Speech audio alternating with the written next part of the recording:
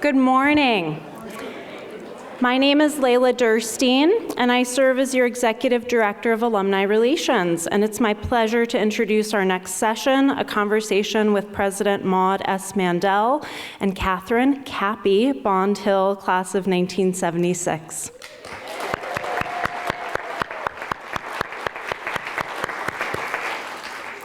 President Mandel serves as the 18th president of Williams and is entering her 8th academic year. Her accomplishments during that time period are impressive, from leading through COVID to developing a holistic strategic plan for the college, to announcing the nation's first all-grant financial aid program, and seamlessly navigating Williams through a period of intense public scrutiny for all institutions of higher learning. Through it all, she has led as a teacher, scholar, and historian with an intentional focus on the student experience. We are so lucky.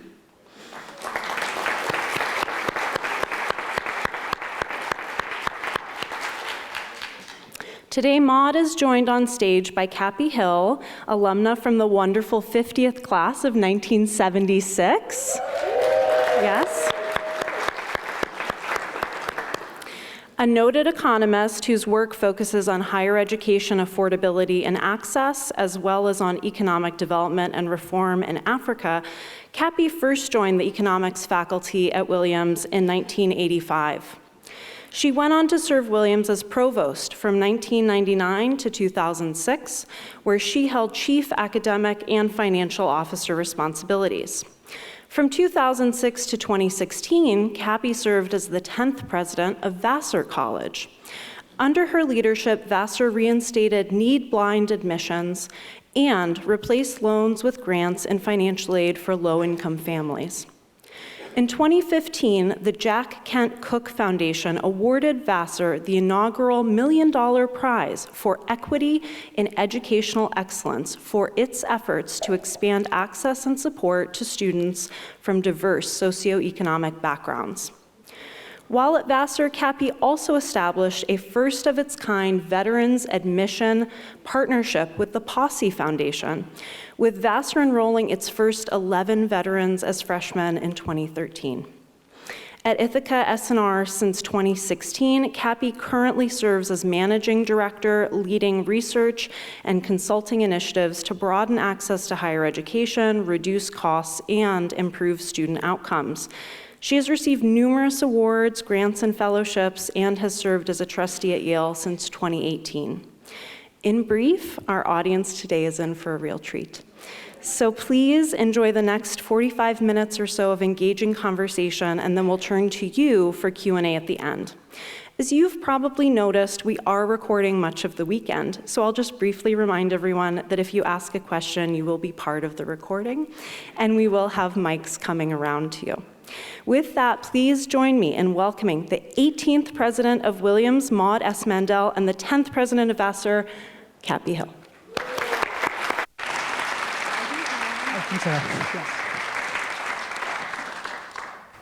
Okay, well, thank you for that very nice introduction. I was actually going to start by introducing myself, but I don't have to do that now, so we'll get right to our discussion.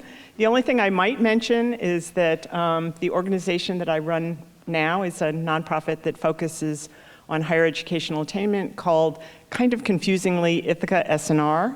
We're not located in Ithaca, New York. We're not associated with Cornell. We're actually in New York City, and it's appropriately named, given our emphasis on the liberal arts, by a poem by Cavafy about Odysseus' travels. And the idea was that it's about the travel, not the destination, and so that informs our work.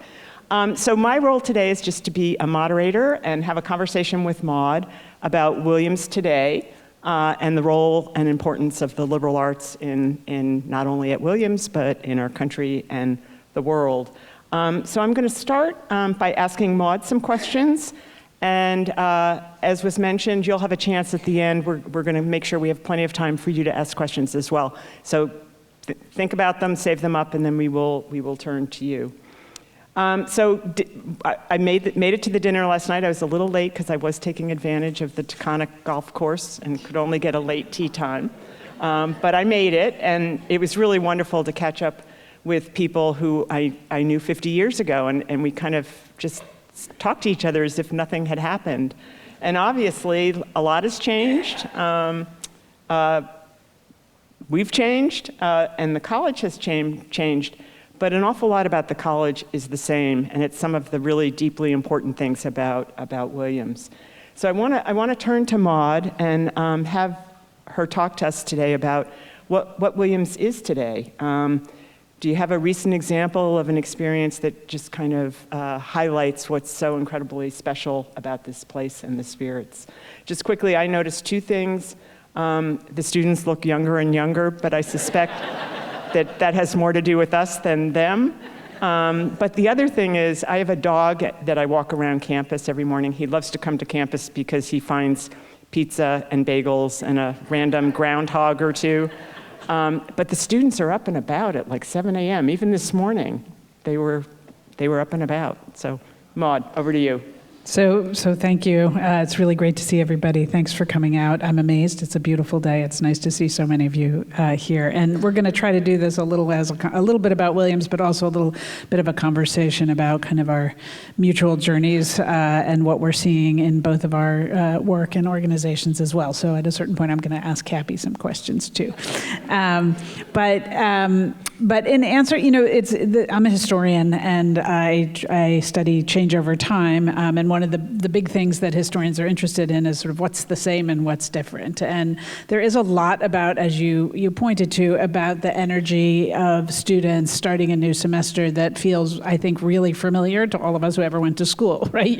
And certainly at a place like this, the students we had an amazing convocation this year. We have students who are doing all the things they do at the beginning of the year, and I just have these wonderful conversations and office hours and just really at events with students, talking to them about their favorite classes. And, I love these moments where I say to a student, well, tell me one class you're taking this semester that is particularly invigorating for you. And they'll say, well, I can't pick. I like all of my classes. And that happens a lot here. And I don't think they're just saying it to make me happy. I actually think that it is a reflection of like all the sinews going at once. So I met with one of my advisees yesterday who had described all of his classes, but then really leaned into one in particular and describing what they were reading and why it was meaningful to him. And it's that kind of energy of learning on our campus, I think, is a constant. Of course, things change. They do get up earlier. I think that's true,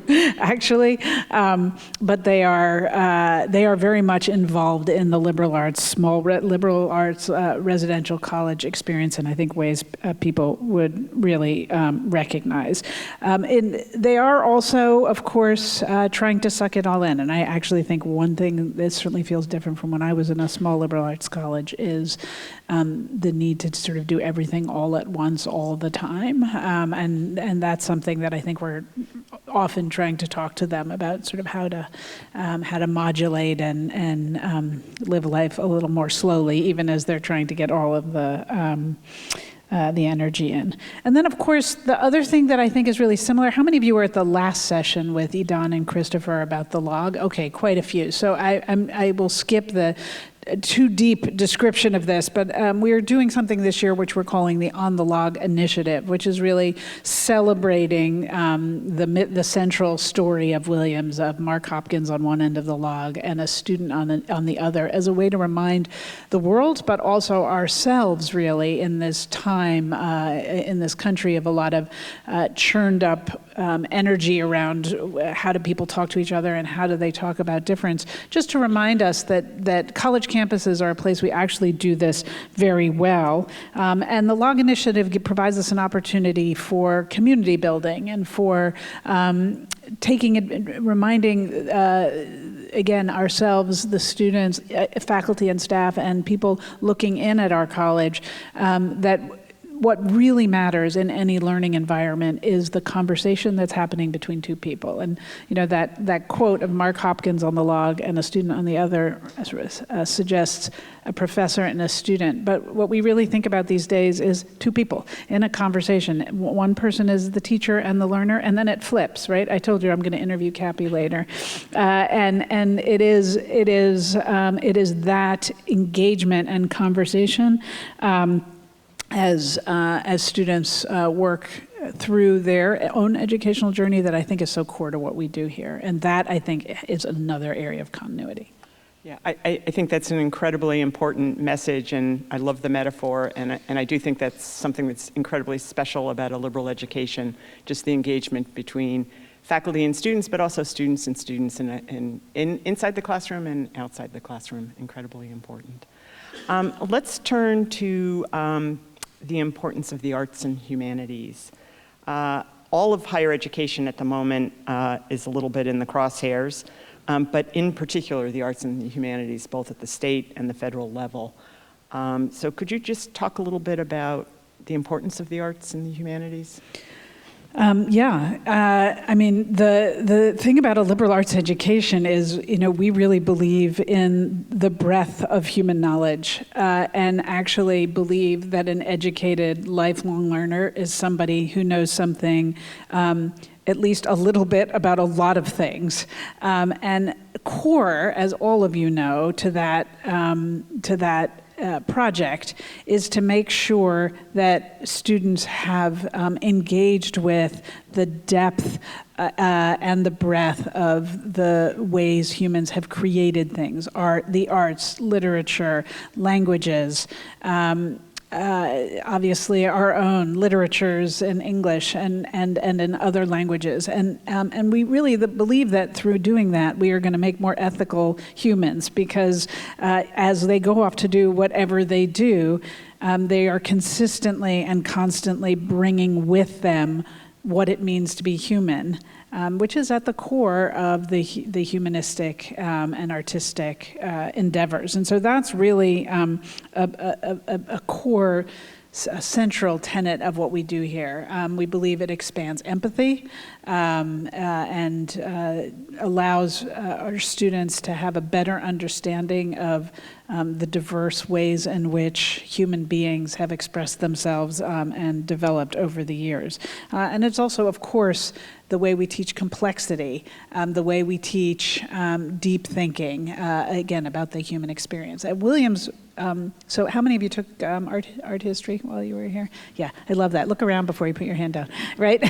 That has been such a core part. It's not the only way we teach this at Williams, of course. I could get you all to raise your hands about your history classes and your English classes and so many other ways you engage with that human experience. But art history has had a sort of a special place here. And as those of you who walked by where the former inn used to be will have seen, we have a new museum that we are building, which is the first purpose-built structure for the Williams College Museum of Art for WICMA. But we will be celebrating, when it opens, 100 years of WICMA at Williams. And this purpose-built structure gives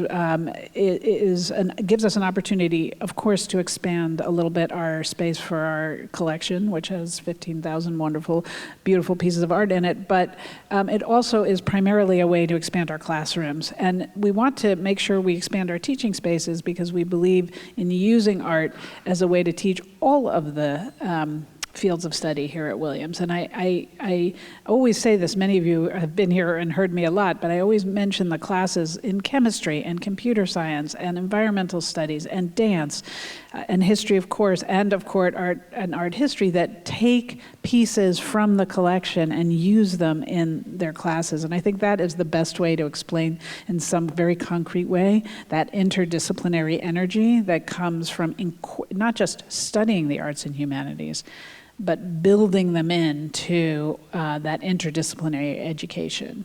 So, and I'll just, last story I often share is a alum who became a radiologist a number of years ago. I was asking him when I met him, why radiology? It was just a cocktail party chit chat, and he said, it was art history at Williams. It taught me to see in a certain way, and that drew me in, and that surprised me, right? I didn't see the conversation going there, but it did. But if I think about it, it's not that surprising, because it is just one of many, many stories one could tell of the way learning to see in that way leads to unexpected outcomes. Fantastic. I know there are a few Vassar spouses in the room, so I'm just going to tell one little short Vassar story, and that's that when it was founded in the 1860s, Matthew Vassar thought it was really important that the arts be part of the curriculum. And so he invested some money in contemporary art at the time, which fortunately turned out to be the Hudson River painting of the time. So the little museum that has continued over 150 years has a wonderful collection of the Hudson River paintings. Oh, that's great.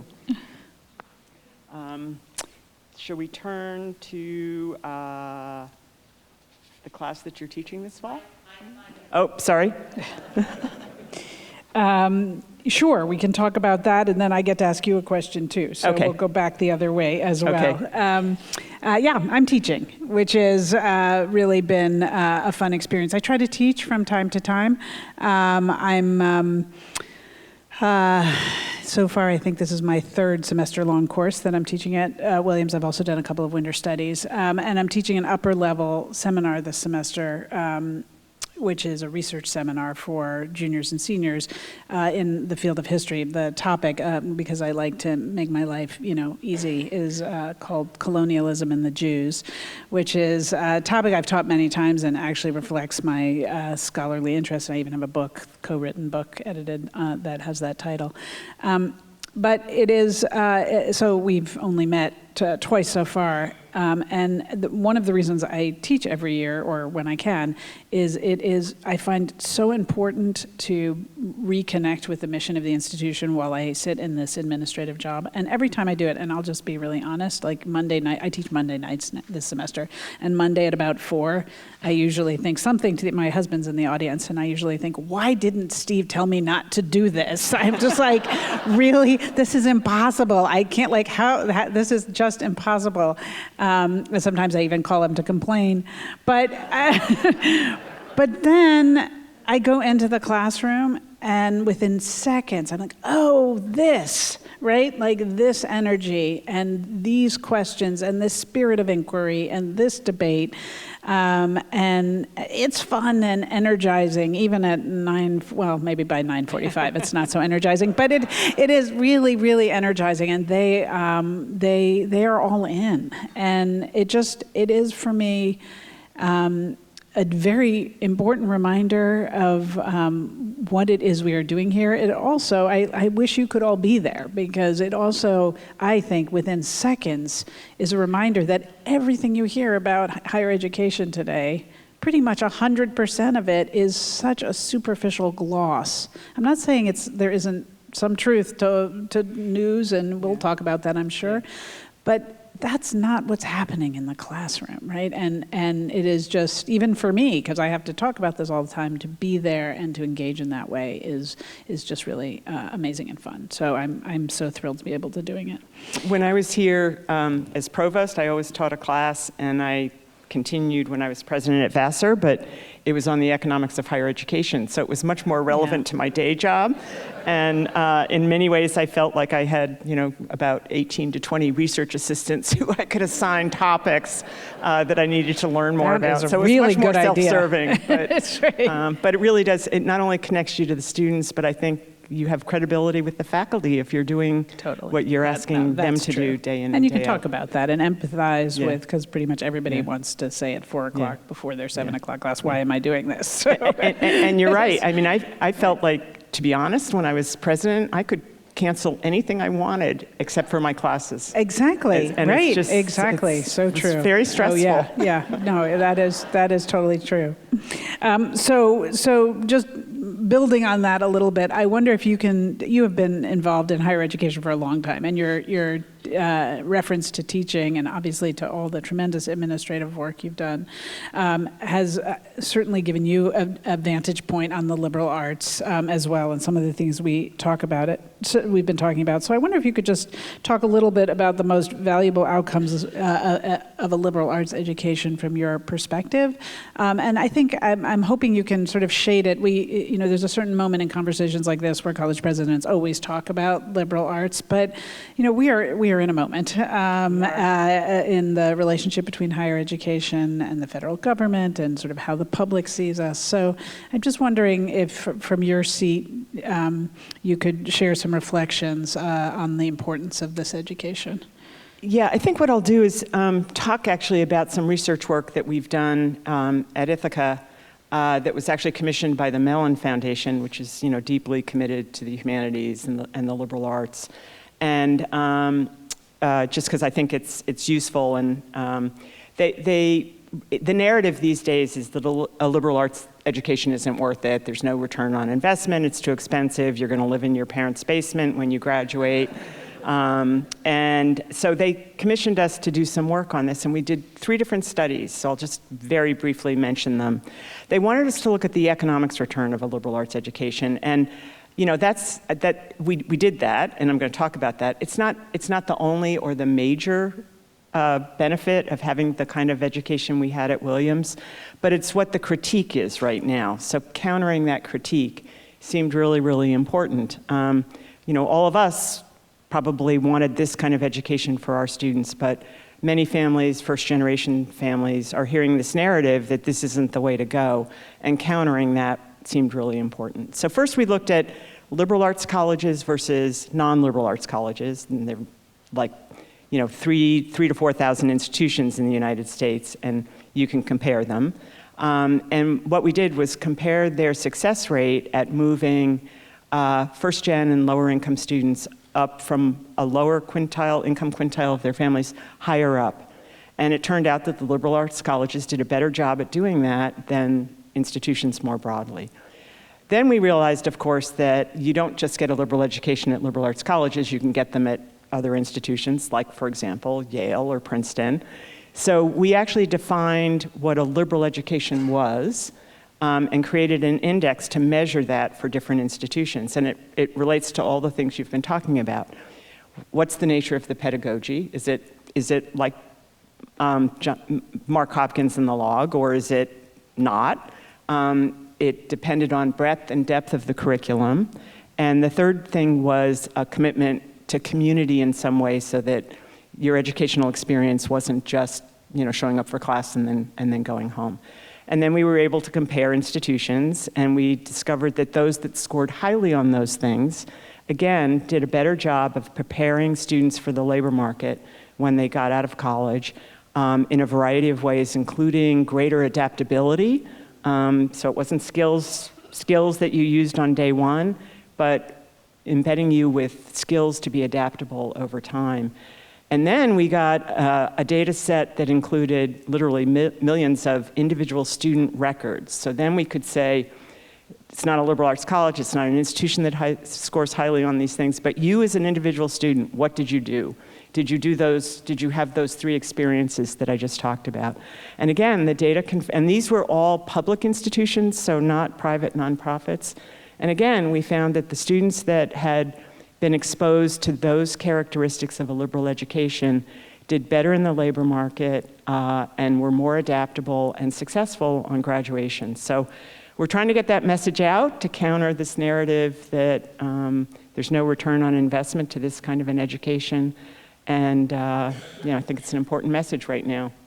I'm not sure we're succeeding, but we're trying. I feel, and maybe this is a non-empirical point, but always dangerous with an economist. But my sense is I'm getting that question a little less in the last just two years or so than I was getting it when I first started, and even when I was a dean in my prior life. And I've been starting to hypothesize that learning for learning's sake in this moment, at least in certain circles, might be starting to emerge again. It's be very good for places like Vassar and Williams, right? But as we all sort of take a deep breath and think about, what it is that we value, or at least I'd like to think so. I think it's a message I'd like to keep saying and getting out, in addition to you're going to end up economically doing well and all of the other things that you were talking about. I think that's right, and there's actually some recent data suggesting that there's an increasing trust in higher education after many, many years of its going down. All of a sudden you're seeing it go in the other direction, and I think it's partly because many people are sitting back and saying, it's probably really important for us to get through this moment. That's fascinating. Yeah. Maybe we could talk a little more about the question of public trust as you see it and I see it right now. My own view is that, the political climate is really changing, for sure. Williams is thriving, and we can talk more about that, why that is, but largely, honestly, it's you, the alumni, and you, the alumni, for decades have done so much for this institutions and alumni at other institutions that we have a certain ability to weather storms. I think that some of our peers don't have for all kinds of reasons. But it's also true that we're in turbulent times, and that partnership between higher education and the federal government that I mentioned is challenging right now, and I think it has really affected sort of what I think it's raising enormous, almost existential questions, not a word I like to use that often, but about sort of what we want from education in this country, what we value. And I think I hardly talk to somebody now who, in the just alumni circles and parent circles, and even with students who aren't sort of chewing on that question of what is an education for, what do we want to save and preserve about our institutions. And if I can make lemonade out of lemons, I would say that it is perhaps possible to imagine when you call the question in that way, and if people reflect and think about it, there might be something that we can do to strengthen our institutions out of it. Through the tumultuousness, I would say one of the main things my job is to sort of just try to keep the place calm. I always say that the best attribute of a college president is low blood pressure, which it turns out I have, which is just good genetics. I didn't do anything to get it.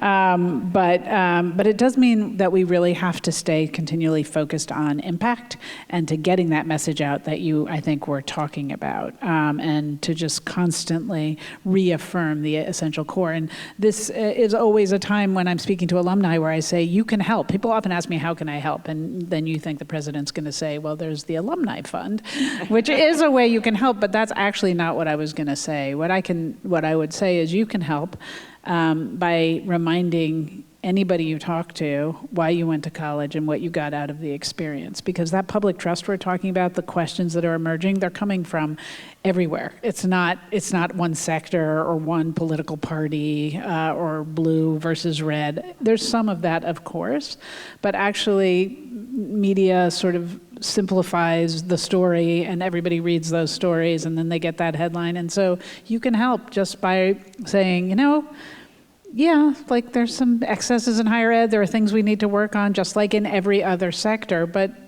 tell me about your education and why it mattered to you, and let's talk about why it still might matter today and why it mattered to me. And that actually, I do think, continues to help. And as we remind people that at these institutions, we are teaching people to think and to learn and to debate and to raise questions. And, they're 20, they're learning. They're at the beginning of a journey, so they're not going to always get it right.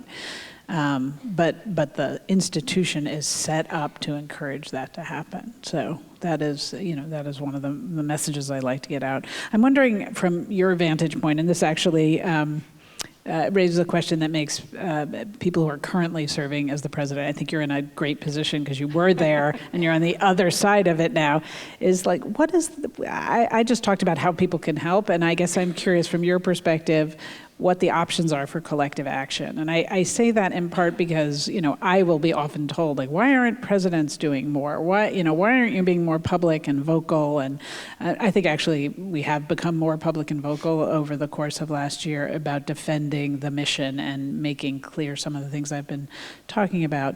But I'm wondering from where you say what we're missing around collective action, and also collective action isn't just college presidents, right? Like, sort of how can we as a sector be thinking about this? Right. I'd like to make just a few comments about trust first, and then turn to that, because I think that collective action can help us address the trust issues. The higher education in America is so incredibly diverse. It goes from community colleges to increasingly higher education in prison situations, to the wonderful selective institutions like Williams and Yale and Vassar and Amherst. Even Amherst is a wonderful liberal arts institution. And I think a lot of the lack of trust has come from other parts of higher education, not necessarily the highly selective schools, which have wonderful resources and great graduation rates. If you go outside of the schools with high graduation rates, and I'll talk about a collective action activity there in a minute that Williams is a part of, as is Ithaca, the graduation rates are like 1 out of 2. So you have families who, and surveys tell us, they think education's really important for their students. They can't get into or think they can't afford our schools, which is another problem sometimes in communication. But they go elsewhere, and then they don't graduate, and in many cases they've borrowed money. And actually in America right now, there are 44 million people who started college and didn't graduate, and mostly for affordability reasons, and they have debt. And so that's 44 million people who are kind of unhappy with higher education and have lost trust in it. So I do think that part of the solution to this is addressing those challenges. And there are things that schools like Williams can do to help with that. And Maud actually has highlighted some of them. For example, things like admitting transfers. Those are those kids that started schools where they're not likely to graduate. And if they make their way to Williams, they will. So that's really, really important. Collective action. We, along with the Aspen Institute and some support from Bloomberg Foundation, run something called the American Talent Initiative. And it really was to bring together public and private institutions with high graduation rates who were committed to increasing socioeconomic diversity and serving the public good by making sure talented students from all different backgrounds could go to these wonderful schools from which they were going to graduate and then have their lives and their families' lives changed. And so it's hard for one institution to stand up and do it by themselves, but if you get a group together, and this group is actually 130 institutions that talk to each other about their commitment and how they can work to accomplish it. So I think that's really important, and I do think that at this moment in time when, I'm a former president, so I can say it, the strategy of the administration is to pick one institution off at a time. And it's actually working. It's a really effective strategy. And I do think that if higher education can collectively get together and make the case for how incredibly important it is to the public good, we'll be more successful in defending what is just an incredibly important sector and set of institutions to America's future, and actually the world's future. Yeah, I agree. And organizations like ATI, which I've been involved in since I think the year it founded, it is a very powerful way to do it. I think in part because it's one of the few organizations that brings the private, well-resourced institutions together with the public institutions around a common good, and is inspiring as a result, as a way to sort of motivate one another to do good work in this space and to continue to think about affordability, access, completion rates, all the things that you've mentioned. So, yeah, it's. I think it was 20 years ago, the United States had the highest post-secondary educational attainment rate in the world. And over the last 20 years, we're now like 11, 12, 13. And that we're living in a world where skilled people matter. And your economic strength turns into, just not only the well-being of your population, but your role in the world. And so I think we need to get back to focusing on post-secondary education as an important thing for our country. So, hear, hear. Yeah. Okay. Let's see. Should we turn to? I'd like to hear a little bit about. Sorry, I'll get the mic here. Some of the construction around campus. I actually have to? Yeah, come on. I actually have really fond memories of Town Fieldhouse, even though it probably should have been torn down at least 20 years ago when I was provost. It thought so too. But in the wintertime, I would go and walk with people like Gordon Winston or Bernie Bucky, who many of you, those are two of Williams' greats. And the weather here in February is not so great for walking outside, so that would be where we go. And the other story about Town Fieldhouse is somehow I made it to my second semester senior year without having fulfilled my PE requirement. And so I did an independent study with Dick Farley, who many of you may know. That's awesome. In the field house. So the fact that I didn't satisfy my PE requirements says nothing about, I think, the importance of athletics, which I think is actually really important. I just somehow didn't manage to dot the I's. So anyway, fill us in on what's going on with facilities. I actually have a recurring dream in life about getting to the end of some educational pathway not having completed a PE requirement. I don't think that actually happened, but I've dreamt it a few times.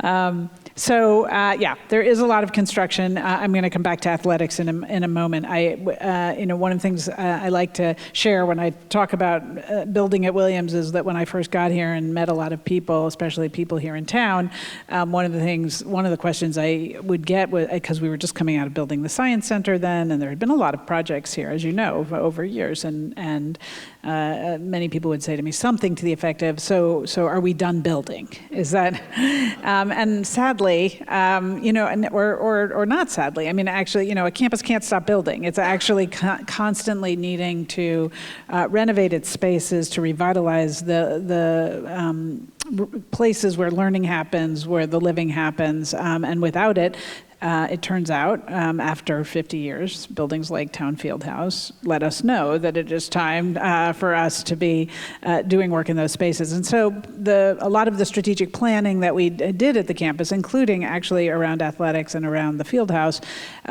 pointed to the reality that we had just been coming out of quite a long stretch, including when you were here, of focusing on the academic infrastructure of the institution, and rightly so. It is what Williams is known for, and so classrooms and libraries and the Science Center had really been at the heart of a lot of the work that we've been doing. And the museum is actually very much a part of that too. I think of that as a research and teaching space on the campus. And so that is some of the energy that folks have seen here over years. And I hope if you haven't been here in a while, you've been walking around and taking in sort of what's been new in those spaces.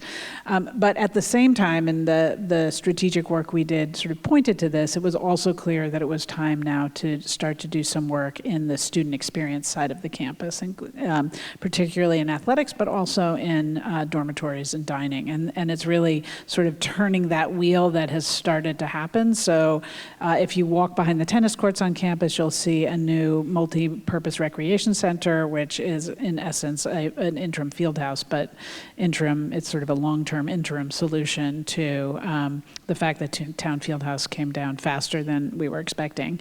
That was a good day. Remember that low blood pressure I talked about? So that project has been moving quickly, and in fact, thanks again to very generous alumni support and really good work by the team here, it's actually gone up in record higher ed time, and we'll be cutting the ribbon on that in a couple of months, in time for most of our winter sports to be able to use it, and going into the spring.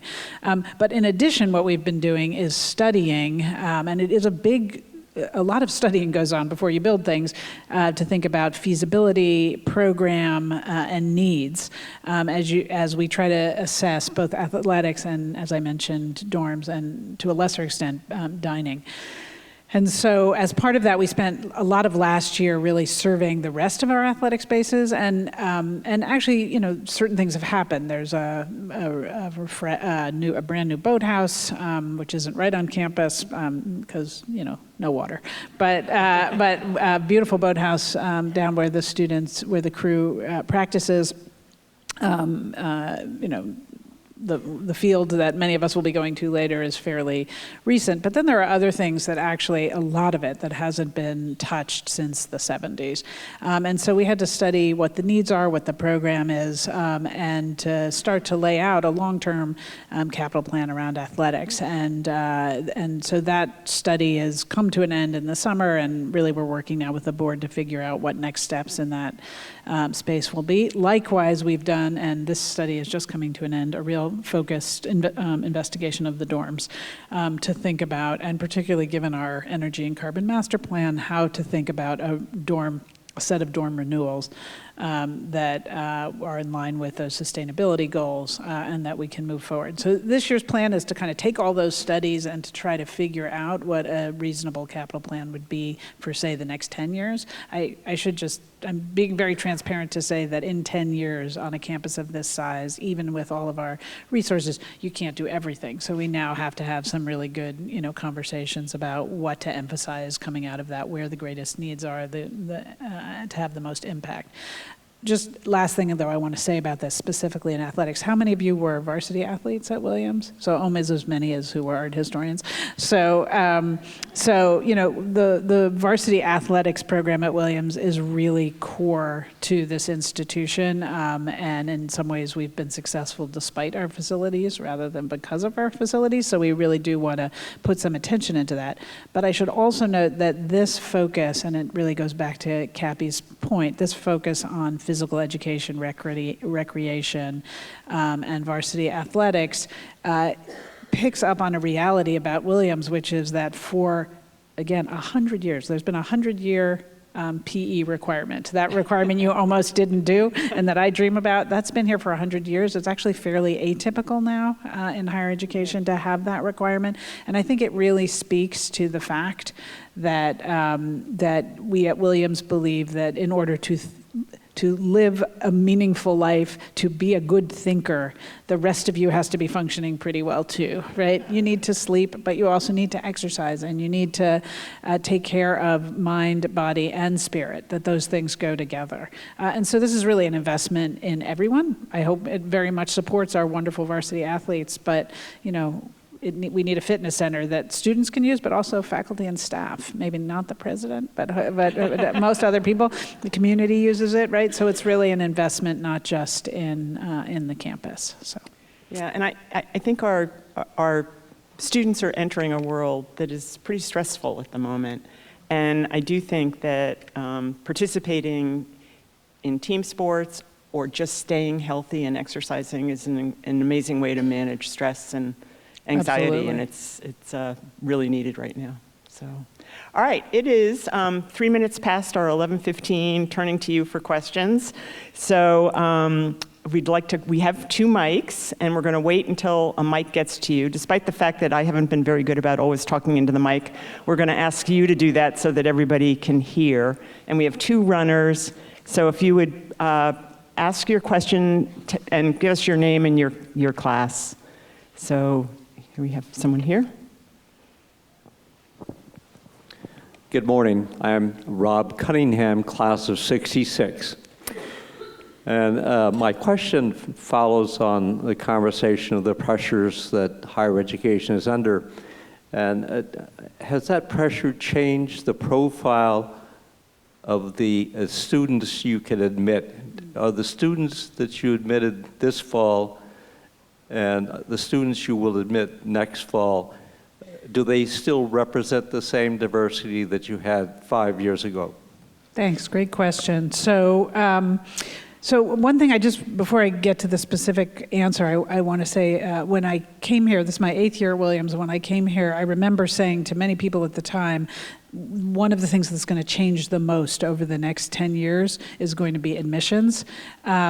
And I've never been so right about anything I've ever said that was predictive like that. And so there were already signs, actually, that a lot was going to change in this space. It went much faster and more furiously than I anticipated. So you asked about this year. Also, just a reminder to everybody that the Supreme Court 2 years ago ruled that colleges and universities who pursue a holistic admissions process could no longer use race as one of the holistic characteristics that we assess in admitting a student body. And what's notable about that is they didn't say we couldn't use a holistic process. So we can use everything else, gender, region, socioeconomic category, musical talent, you name it. But we can't anymore use race. So that's actually a very big change. It's, of course, we said at the time we would both be pursuing our values, that is, continuing to try in every way possible to have as diverse a class as possible. But of course, we were also going to follow the law. So we no longer use race as one of the characteristics in a holistic admissions process. But other things have changed too over the last few years, right? During COVID, most schools like Williams went test optional, and that changed the admissions flow. The number of international students to apply to a school like Williams has been going up and up and up over the years. It actually last year still went up. That was, if you think about the admission cycle, sort of predated the news cycle to a certain degree. So we'll see what happens this year. But so there are many things that affect admissions. There's been conversations these days about early admissions and legacy, and those things haven't affected Massachusetts, but they've affected some other states. So anything I'm about to say next, I would say, isn't necessarily predictive of what's going to happen 2 or 3 years from now, because this is still in a big flux. Having said that, now I'll answer your question. Williams' admissions profile hasn't changed that much over the last 2 years. It obviously waxes and wanes sort of certain groups. And we lean heavily into recruitment. We have a very competitive financial aid program here. The All Grant Initiative, which removed loans from students' packages, but also work study, as well as other parts of our affordability program here around books and travel home and health insurance. And some of the things that, again, the generosity of Williams alums have let us do here means that we are able to offer really competitive financial aid packages to students coming from needy backgrounds. And so the result is, for example, and going to some things that Cappy raised before, the incoming class this year is 22% first generation, first in their family to go to college, 22%.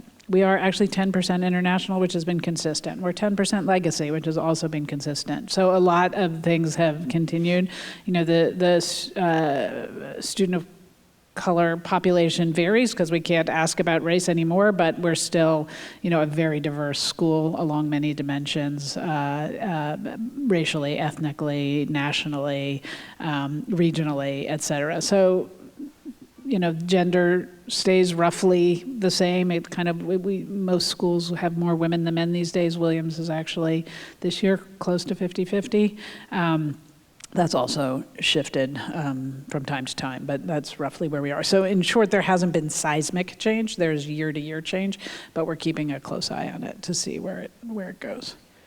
Going forward, the demographics of the country is changing, and I do think that one of the issues around trust in higher education is not just the terrible graduation rate at most institutions across the country, but who gets access to these really wonderful schools. And I do think that to the extent that there's representation from particularly a socioeconomically diverse student body and families, it will help restore trust in institutions across the.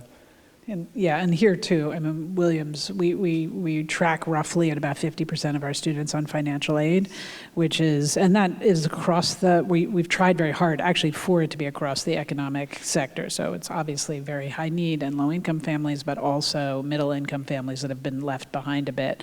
And our All Grant Initiative was really targeted also to that group. So we continue to try to think about those resources and how, again, to make this possible for the talented students who are out there. Okay, I'm trying to see here. Why don't we let the mic, let the runners decide. Yeah. Hello. Because I can't really see them. Okay.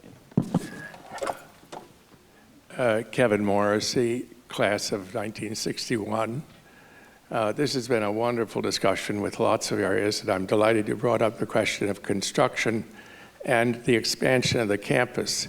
Coming from New York, where parking is a nightmare, and parking garages equally, I notice a lot of construction always involves more parking. And as a New Yorker, I'd like to see less parking and other ways to expand the transit of the students between the various facilities.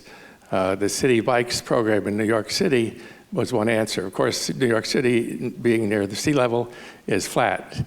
Williams has hills, but somehow or other, I hope the people considering the new buildings are thinking about ways to get less cars and less transit of cars between the various facilities. Thanks. Yeah, I just quickly will say that part of so I mentioned we did a strategic plan, and then this year we did some planning around specific facilities. In between that, we did a whole kind of campus master plan, which you can look at, and one of the things that they were really interested in is how people get from place to place, walkways, bikeways. You would think in a rural place, it was, that was sort of an easy no-brainer, as they say, but actually there was indication of, areas where cars go and there's not really good thought given to pedestrian or bike passage, et cetera. I mean, our students, like everybody, they feel and this comes out in surveys, they feel rushed all the time. It wasn't until I became a college president and we started doing strategic planning that I heard 18 to 21-year-olds saying that they needed better work-life balance. I'm not kidding. I heard that from several students. And so one of the ways that students will sometimes complain, it's like, I live in Mission, I'm an athlete, I got to get all the way over to West End, I'm going to drive. Really? But that is actually one of the things that we've seen, and a lot of pressure, more and more students that want to bring cars to campus and trying to manage that. So mostly I'm just saying all of this to say I couldn't agree with you more. I like to get my steps in, an excuse to do an extra lap around, including if I have to do, a meeting on the phone in my ears. And many of you have seen me and Steve walking all over this campus day in and day out. Rain, snow, sleet, nothing stops us. But it is hard sometimes to encourage busy students to think that way. So yes, we're trying to get that into the campus planning as well. And the weather is not really conducive to bikes in the Steve and I winter wear time. Lots of layers.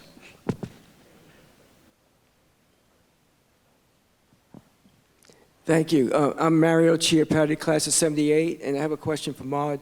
I was reading the record this morning, and I noticed there was an article about the DEI impact on grant recertification, and I was just wondering if you could talk more about that and the financial impact, and if it's not approved. I noticed a professor said it's more than just financial. It won't allow her to collaborate with other universities. So if you can just talk to that general issue. Yeah, so just to give some folks some background, if you're not a regular reader of the record, late last spring, there were new rules came out of Washington, suggesting that in order to certify grants out of NIH and NSF, schools would have to sign on to certain practices that they were doing around diversity, equity, and inclusion. And to be honest, when it first came out, it was very vague, the language of what we had to certify, and we weren't really clear what it would mean to certify, because there were certain threats about financial impact and other things if you were certifying that you were doing certain things or not doing certain things if you took federal money. So initially we said, and unfortunately it was actually somewhat misunderstood, which I'll just take ownership of. I'm not sure we communicated it very well, but we initially said we weren't going to certify anymore. What we really meant was until we better understand what it is that the federal government is asking of us. Just as a side note, I should say that Williams has a very active research faculty actually across the board in all fields, but in the STEM fields, they do apply for national competitive grants, and they get them in very large numbers. Even so, nothing compared to an R1 research facility, right? If you've been reading about all the money stripped from UCLA or Harvard, or right, we take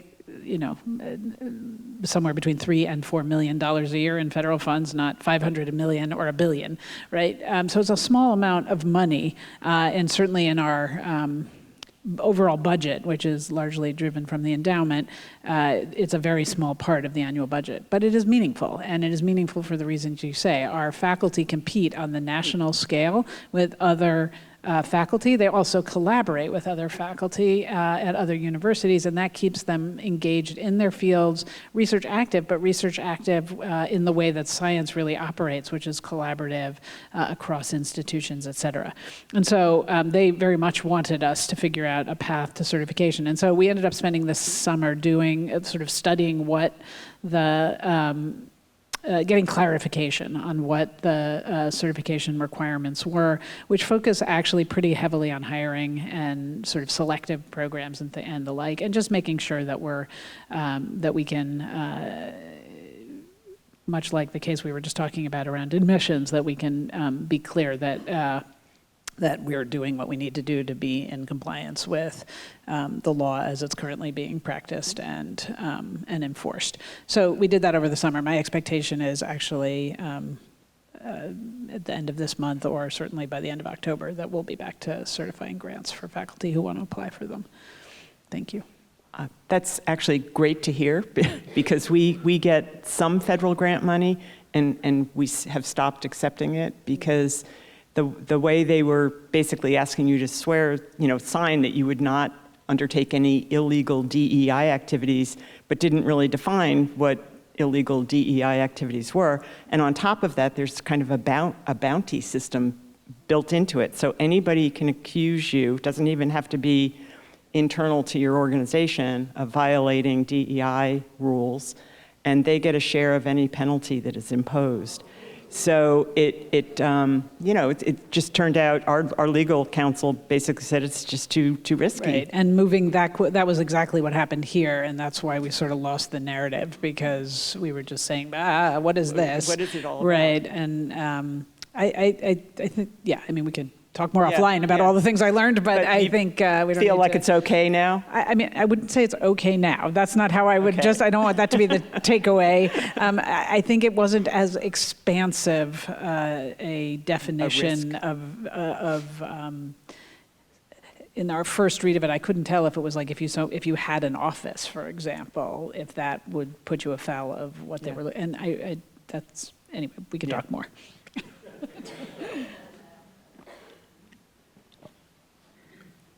Steve Stein, class of 76. When I went here, I think the cost of attending the school was probably somewhere around $3,000, and now it's what an incredible deal we all got, and now it's probably 25 times that. And I think about our grandchildren and great-grandchildren. How sustainable is that increase relative to what family incomes are? And I know, Cappy, you've obviously thought a lot about this, but where are we going in terms of the cost and the affordability for those who don't get a free ride? Let me take this one. Thank you. Yeah, this is what I've spent kind of 20 or 30 years working on. I think Herb Stein actually was speaking here one time, and he said, if something's not sustainable, it'll end, right? So why has it gone on with this increase in the cost of higher education over time in America? And it's partly because of what's been happening to income inequality. And so there are, 50% of the students at Williams are on financial aid. That means 50% of the families can write the check. And that's very much happened because of what's been happening with income inequality. And the challenge with that is for low and middle income students, who we also want to get educated, because in fact, if we want to go from being 11th, 12th, or 13th in terms of educational attainment, we've got to get the graduation rates up for those students for whom it's not high now, and those tend to be, the lower and middle income students who are either going to schools from which they don't graduate, the 44 million, or don't even think they can go. So I do think, now higher education didn't cause the income inequality, but I think we need to double down, and collective action like American Talent Initiative are in fact doing that, to try to give enough need-based financial aid that families from across the income distribution can attend these schools and graduate. But to be honest, 80% of students are going to these other institutions, and we've got to get the graduation rates up there. And I think that's actually a function of a greater state and federal commitment to higher education. Right now, I don't think we can count on the federal government helping us with this, but I do think that state governments understand the importance of an educated population, not just for economic reasons, but for democracy reasons and civic engagement. And I think we'll see some improvements in the states. I do worry that what's happened at the Department of Education right now is going to hurt for a little while, because we actually have a very generous federal financial aid set of policies, but that department is so eviscerated that I'm worried that people can't get an answer to a question right now. So I think a lot of families are going to be frozen out for a little bit.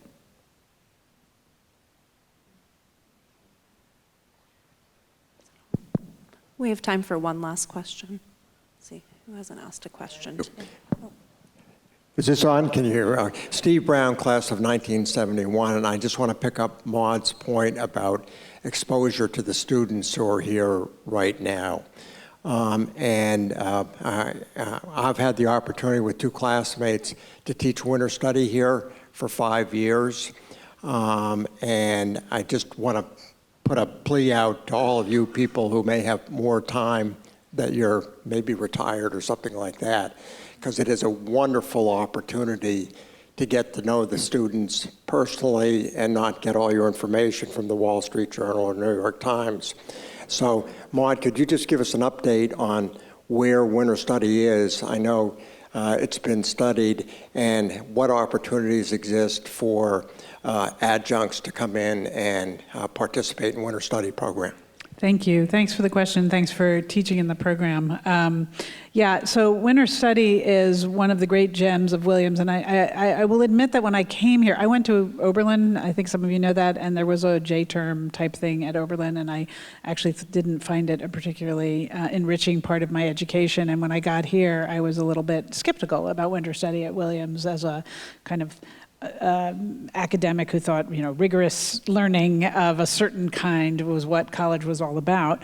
And it was really in talking to students and alumni here that I started really to think differently about winter study, and come to understand that 3 things really. First of all, that the kind of experiential hands-on learning that students can do in winter study, which is quite distinct from other parts of the curriculum, was actually quite important to most of them. There were some, of course, who didn't like it, but overwhelmingly, I heard very positive things from students. I also came to understand that my sort of need for those kind of rigorous deep learning moments, which are really, really, really central to the regular semester learning here. Our students work very hard, that they needed a break from that during winter study, and being here and doing other kinds of learning that was a little bit lighter but equally invigorating intellectually, but just sort of pursued in a different way was really important, along with all the social sort of attributes of being here together. And then the third thing I learned was how much alumni loved this program, and what all these wonderful instructors, and I kept having alumni, back to that question of what else can I do for Williams, so many folks were interested in wanting to be engaged in this program or do things with students. And so with all of that in mind, we took a fresh look at winter study, and have really actually kind of doubled down on thinking about how we can do even more bringing in of alumni into the program and do a better job connecting our students with current alums, because that is actually one of the incredible sort of secret weapons of Williams, in fact, is the thousands of alumni who are out there, but who are also really supportive of this institution in so many ways and really want to help students. And so as a result of that, we hired a new director of the program, Katie Melanson, who's amazing.